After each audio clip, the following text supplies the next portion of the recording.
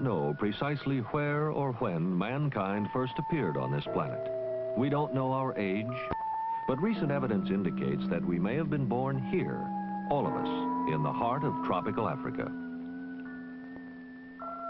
For a long time, we could only guess what creature had made these earliest known tools. But in 1959, this puzzle, the skull in conjunction with stone tool attributes of a human being. If we follow the anthropologist's definition of man as the tool-making animal, then this indeed was man, and his home was Africa.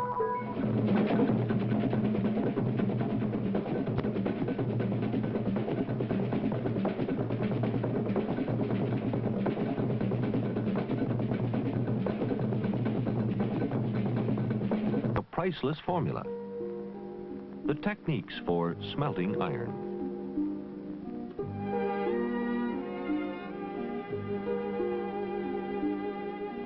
Armed with iron spear and iron hoe, the Nubian of Merowe was able to trade and conquer far and wide among the surrounding peoples of the Western Sudan.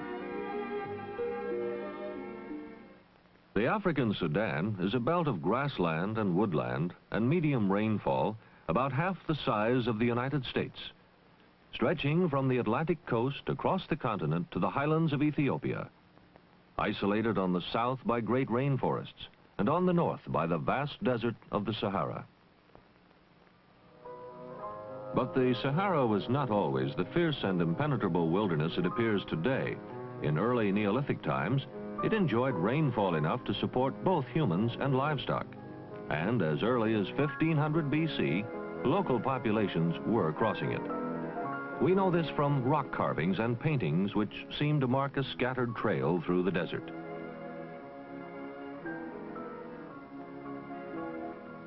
Later, these early caravan routes, penetrating southward from the Mediterranean coast, were extended by Arab merchants, who, during the Middle Ages, established trading centers in the Western Sudan, particularly in the region of a formidable African kingdom named Ghana. The Ghana of medieval history occupied a site several hundred miles north of its modern namesake, directly between the Arab merchants and the gold they had come so far to seek. Trade in gold was a Ghanan state monopoly. At one time, the king of Ghana was reported to own a nugget of gold large enough to tether his horse to. Ghana was, in reality, a confederation of clans or tribes bound together by family ties and a common language. After several hundred years, the confederation was weakened by internal dissension, which led finally to warfare and the dissolution of the kingdom. But out of this conflagration rose a new leader who created a Sudanese state even more dazzling than Ghana itself. This famous monarch was Sundiata, founder of the great medieval kingdom of Mali. Sundiata and his successors as Mansa, emperor, were converts to the Muslim faith. Under Sundiata, such great centers of learning as Timbuktu attracted scholars from every part of the Muslim empire, from Spain to Baghdad.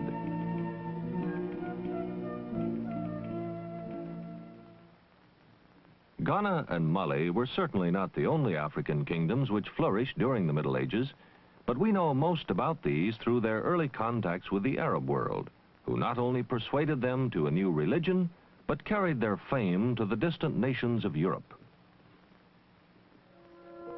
At about the same period as Sundiata's reign in Mali were created some of the major glories recovered by African archaeology, the superlative life-size portrait heads from Ife, far to the southeast in Nigeria. How these 13th century Africans learned the techniques for casting bronze, or from whom, we have no clear idea. But learn it they did, and produced masterpieces that rank beside the classic works of Greece and Rome. Evidently, some of these portraits were originally adorned with lifelike hair and beard, for we see the holes by which the hair was attached to the statue.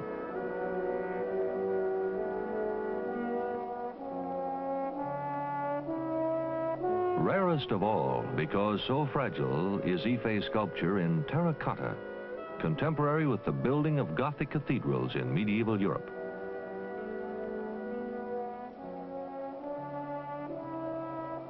During this period, a bronze caster from Ife was imported 100 miles southward to the city of Benin to work exclusively for the monarch of that kingdom.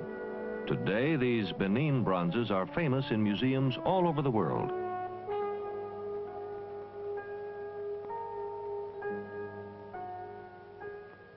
Probably best known are the Benin plaques, showing rulers, warriors, and retainers cast in high relief.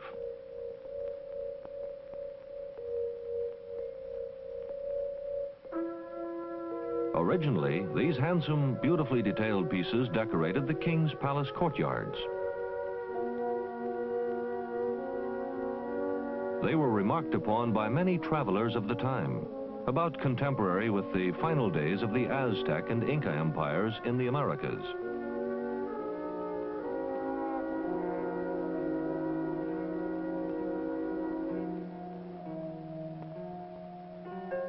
The Beni were also marvelous workers in ivory. Their skill went into small carvings called belt masks, which the Oba, or king, wore suspended at his waist on ceremonial occasions. Here, a leopard's head with brass spots. These delicate and perishable pieces are among the rarest of African antiquities. A mere handful remain intact.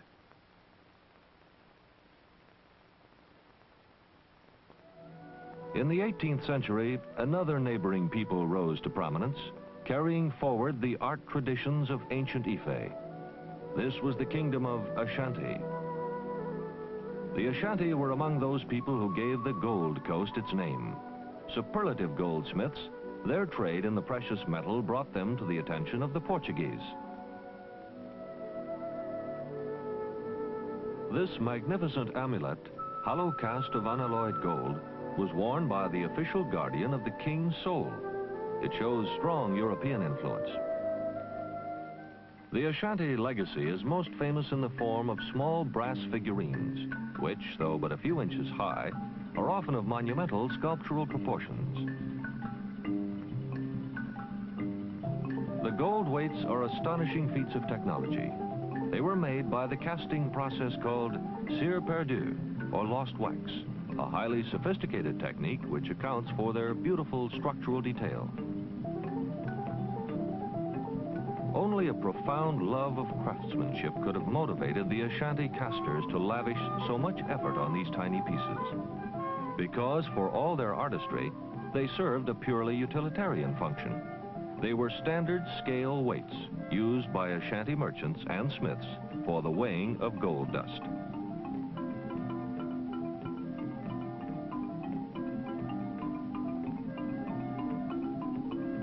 An Ashanti Don Quixote, nobly astride his decrepit Rosinante. The weights were frequently fanciful. A monkey stealing coconuts. An alligator with a fish in its mouth. Sometimes they were utterly realistic. A bird claw cast directly from life. Ashanti humor often runs to witty caricature. Here, a mother totes her youngster under her arm, like a doll. A pipe-smoking musician beats his drum with the curved sticks typical of that part of Africa.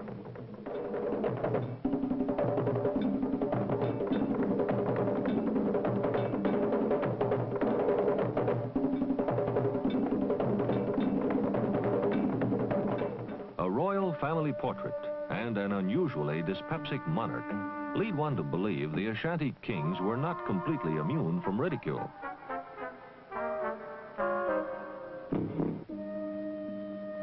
Nearby, the Yoruba people, culturally related to the kingdom of Ife, have preserved the ancient Nigerian realism and literal mode of expression into modern times.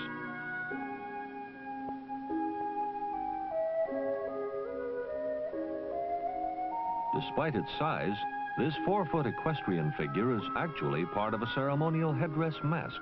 It weighs approximately 50 pounds and represents an armed warrior with his attendants.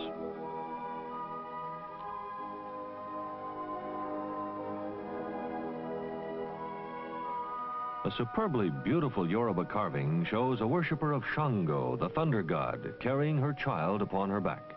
It's about 100 years old.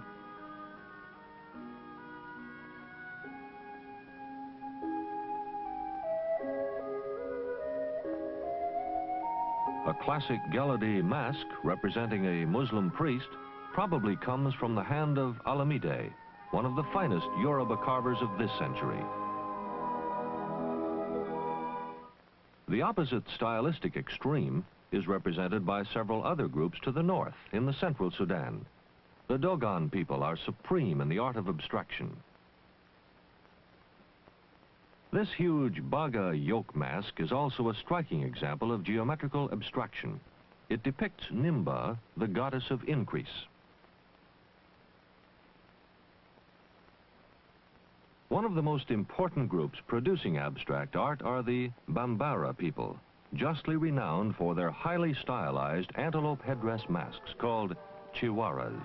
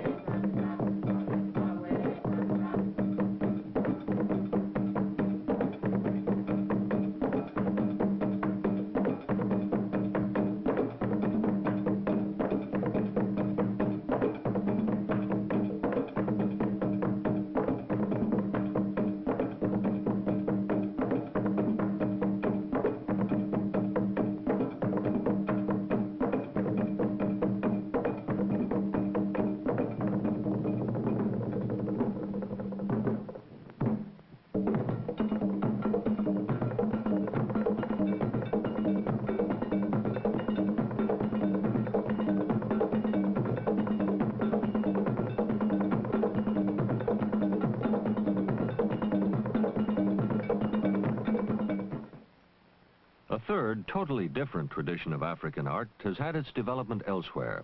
In this mask from Angola, we see a full flowering of the abstracted grotesque. Much of this type of art is associated with medicine figures called fetishes. Their appearance is frequently awesome, but considerably less terrifying when we realize that here the eyes are made of 12-gauge shotgun shells. Medicine figures represent the supernatural, the power to heal, to destroy, to prophesy the future, to influence natural and human affairs. Their potency is often enhanced by the attachment of animal charms, bones, hair, and teeth. Nail figures of this type from the Congo derive special power from the pieces of iron driven into them. Iron, because of its magnetic qualities, has often been assigned magical significance through the ages. Mirrors, too, are frequently invested with mysterious power as they visibly capture the spirit of the beholder. In addition to their wizard powers, these figures are sometimes powerfully effective art as well. This, from the Bavile people, is one of the finest of its type.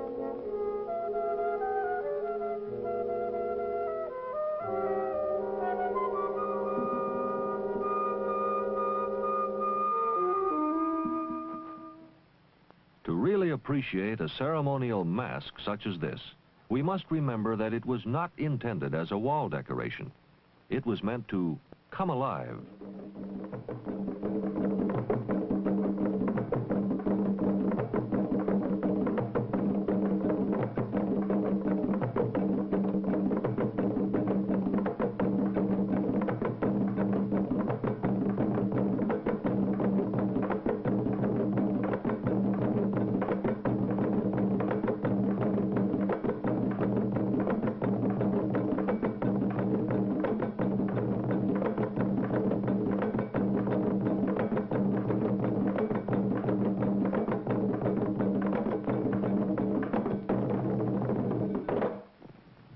A mask is intended to transform the person who wears it into something he is not in ordinary life.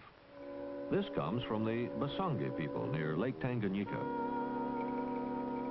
A very unusual dance mask from the Bakota people of the Guinea coast is called Mabuto. The wearer represents an evil spirit who must be placated with prayers and sacrificial offerings.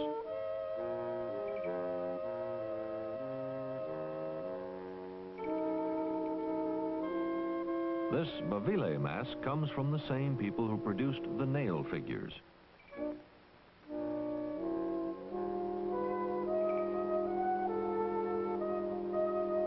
The arts of abstraction are by no means confined to one people. This highly abbreviated face comes from the Congo. And this, from Nigeria, was carved only a few years ago. Odd as it may seem to Westerners, to many Africans, the color of death is white, which is used in many garments and accessories associated with ancestor worship. This Igbo cult mask is one of the finest examples. The superlatively abstract brass reliquary figures of the Bakota are well known. They have exerted considerable influence on 20th century European painting. So to us, their style seems quite modernistic. Although virtually two-dimensional, these objects are not real masks, but a type of burial offering mounted on a box which contains the ancestor's bones.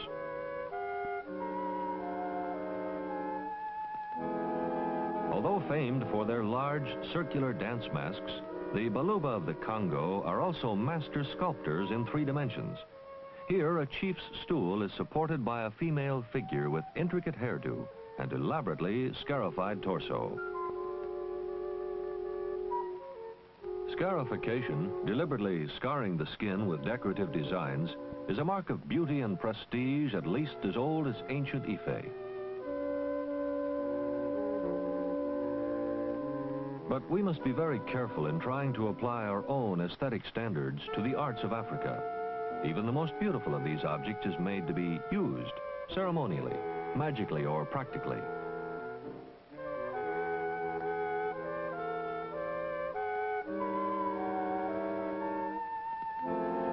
However, it sometimes happens that African art survives the amputation of its traditional roots. This can produce devitalized work we call tourist art, but it can also result in magnificently sensitive design. An exquisite ivory salt cellar dating from the 16th century. It was carved by the Sherbro people for the Portuguese and incorporates both European and African tastes.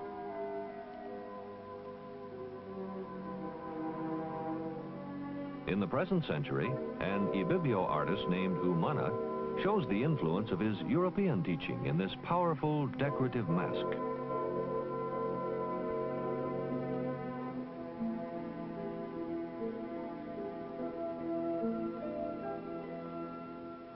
But even more striking is the degree of influence exerted by African art upon some of the foremost modern artists of the West. Sculpture, this Temne ancestor figure had obvious appeal to French artists like Maillot and Matisse.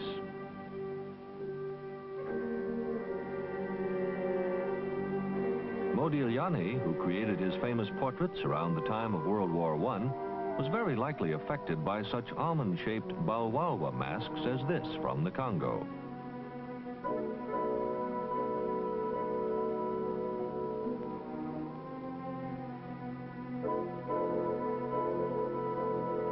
There are few 20th century artists of the stature of Pablo Picasso, and in one of his most famous paintings, The Three Musicians, he displays the debt of cubism to such African sculpture as this Bambara door latch, adorned with a highly cubistic human head.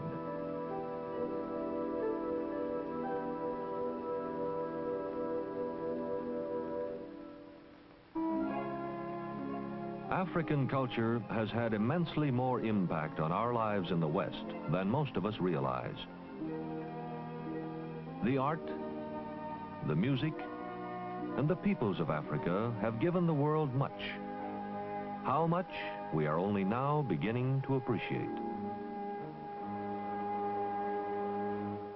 Recently, in the University Museum, Dr. Frolic Rainey interviewed world-famous archaeologist and anthropologist L.S.B. Leakey, discoverer of man, the toolmaker in Africa. Dr. Rainey asked Dr. Leakey what, in his opinion, was Africa's greatest gift to the West. Well, first and foremost, Western man wouldn't exist without Africa. People say to me, what has Africa given the world? And I say, well, he gave him you and me, first of all. And later he gave other things. But for the first, at least 1.5 million years, Africa dominated the world. Everything came out of Africa. After that, as people moved out of Africa and started redeveloping in subsidiary centers, then you've got centers of civilization elsewhere. But the first, earliest thing is all African. And Africa gave the world man. What more can you give?